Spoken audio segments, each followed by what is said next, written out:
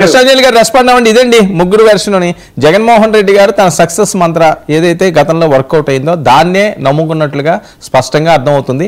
అప్పట్లా కాకుండా 5,000 కిలోమీటర్లట ఆయన route map సిద్ధం చేయమన్నారట. అంటే ఎన్నికల నోటిఫికేషన్ వచ్చిందాక అది నెక్స్ట్ ఇయర్ మిడ్లో మొదలు పెడతారు, ఎండ్లో మొదలు పెడతారు. కానీ 2 నుంచి 2.5 సంవత్సరాలు నేను జనాల్లో ఉంటాను, మీరు కూడా నియోజకవర్గాల్ని అంటి పెట్టుకుని ఉండండి, అలా నచ్చితే ఉండండి లేకపోతే బయటకు పోండి, ఇందులో మోమాటం ఏమీ లేదు, నన్ను మొత్తం ముంచారు మిమ్మల్ని నమ్ముకున్నందుకు అని చెప్పి చాలా సీరియస్ డెసిషన్ తీసుకున్నారట. ఆ విధంగానే ఆయన ప్రణాళికలు సిద్ధం చేసుకుంటే పాదయాత్ర వైపు వెళ్తున్నారని మీకున్న ఇన్పుట్స్. వర్మ గారు నమస్తే. నమస్తే. మెంబర్స్ అందరికీ కూడా నమస్కారం. మీరు పాదయాత్రకు సంబంధించినటువంటి ప్రస్తావనలు రాజశేఖర రెడ్డి దగ్గర నుంచి మొత్తం అన్ని ప్రస్తావనలు చేశారు వాళ్ళు. దాంట్లో యూనిఫామ్ గా ఒక అంశాన్ని గమనించాలి. రాజశేఖర రెడ్డి ఎవరు అధికారంలో ఉన్నప్పుడు చేశాడు? తెలుగుదేశం బీజేపీ అధికారంలో ఆయన ప్రతిపక్ష నాయకుడిగా చేశాడు. నాకు తెలిసి రాజశేఖర రెడ్డి పాదయాత్ర దాని కవరేజ్ లో కూడా నేను ఉన్నాను, మిగతా అన్ని కూడా నేను దగ్గర నుంచి చూశాను. ఈ రాజశేఖర రెడ్డి పాదయాత్రని ఎక్కడా కూడా అప్పుడు తెలుగుదేశం బీజేపీ ప్రభుత్వం అడ్డుకునేటువంటి ప్రయత్నం చేయలేదు ఉమ్మడి ఆంధ్రప్రదేశ్ 2 చోట్ల. మరి ఆ తర్వాత 2014 ముందు 2013 చంద్రబాబు నాయుడు ఉమ్మడి ఆంధ్రప్రదేశ్ లో పాదయాత్ర చేశాడు.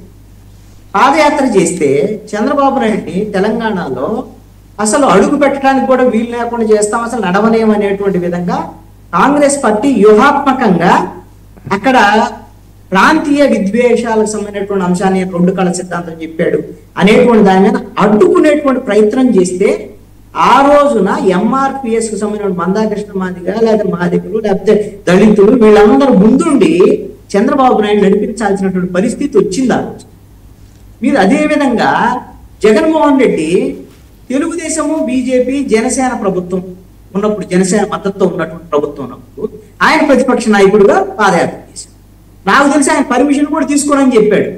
డీజీపీ కూడా అడిగితే మీ పర్మిషన్ నేను తీసుకొని ప్రతిపక్ష నాయకుడిని నాకు హక్కుంది, నేను జనంలోకి వెళ్ళిపోతా అంటే డీజీపీ రిక్వెస్ట్ చేసుకొని మీ ఏమన్నా షెడ్యూల్ ఉంటే ఇవ్వండి, మీ సెక్యూరిటీ కల్పిస్తాను బతలు ఆడుకొని షెడ్యూల్ తీసుకొని వాళ్ళు సెక్యూరిటీ కల్పించారు. ఎక్కడ ఆటంకాలు సృష్టించినటువంటి పరిస్థితి నాకైతే తెలియదు, నేనైతే గమనించాను. ఒకవేళ మోహన్ రెడ్డి గారు ఆయన మొత్తం పాదయాత్రలో ఉన్నారు కానీ ఆయన చెప్పొచ్చు ఒకవేళ ఎక్కడన్నా అడ్డుకున్నారు లేకపోతే.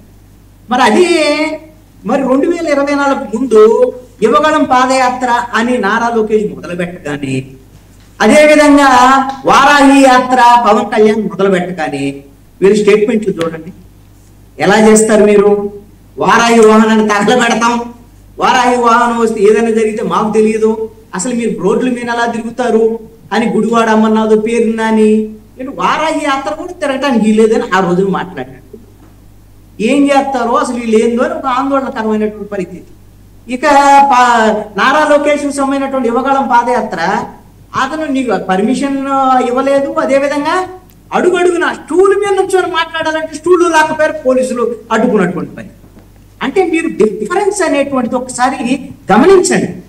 అందుకని రేపొద్దున జగన్మోహన్ రెడ్డి మళ్ళీ పాదయాత్ర చేస్తాను అంటే ఇప్పుడు సుజాత గారు ఏమన్నారు? వేసుకోమనండి, మాకేం అభ్యంతరం లేదు, మేము పర్మిషన్ ఇస్తాము, జనం రారేమో అని ఆవిడ అభిప్రాయం కింద ఆవిడ వ్యక్తం చేశారు. కానీ ఎక్కడా కూడా ఎలా చేస్తారు మేము అడ్డుకొని తీరుతాం అలాగే ఏం మాటలు వీళ్ళ దగ్గర నుంచి లేవే. కాబట్టి జగన్మోహన్ రెడ్డికి ఆ సమస్య లేదు, జగన్మోహన్ రెడ్డి పాదయాత్ర చేయొచ్చు. ఇక జగన్మోహన్ రెడ్డికి జనం వస్తారా రాదా అనేటువంటిది కూడా పెద్ద ఆలోచించాల్సినటువంటి అవసరం లేదండి. జగన్మోహన్ రెడ్డి అతను స్టార్ క్యాంపెయినర్, జనం విపరీతంగా వస్తారు, ఏం అభ్యంతరం లేదు.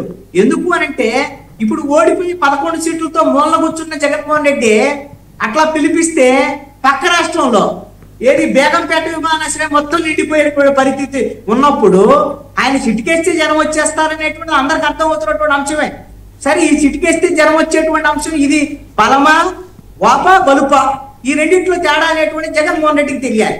ఎందుకు అంటే సిద్ధం సభల్లో ఆయన అలా పిలిపించాడు, ఇలా లక్షల మంది వచ్చారు. ఏ సభ పెట్టా ఇసుకేస్తే రాళ్ళంతా జనం. భారతదేశంలో అలాంటి బహుశా సిద్ధం సభలో అంతకుముందు ఎప్పుడూ జరగలేదు. మరి అలాంటి సిద్ధం సభలు జరిగి అంత సక్సెస్ అయిన తర్వాత జగన్మోహన్ రెడ్డికి ఎన్ని సీట్లు వచ్చినాయి అంటే 11 సీట్లు వచ్చి ఇప్పుడు ప్రతిపక్ష హోదా కోసం కోర్టు చుట్టూ తిరగాల్సినటువంటి పరిస్థితి వచ్చింది. ఇక ఇప్పుడు మోహన్ రెడ్డి గారు ఏమంటాడు? ఎవరయ్యా నీకు చెప్పింది మా జగన్మోహన్ రెడ్డి అధికారం కోసం కాదు పాదయాత్ర చేస్తుంది, మరి ప్రజా సమస్యలు తెలుసుకోవటానికి అని చెప్తున్నాడు. అధికారం కోసం కాదా? మీరు ప్రజల సమస్యలు తెలుసుకోవాలంటే పాదయాత్ర చేస్తూ రోడ్ల నడుచుకుంటూ వెళ్తేనే సమస్యలు తెలుస్తాయా? సంవత్సరంన్నర అయింది, ఏ ప్రజా సమస్యల మీద మీరు జనం దగ్గరికి వెళ్ళారు?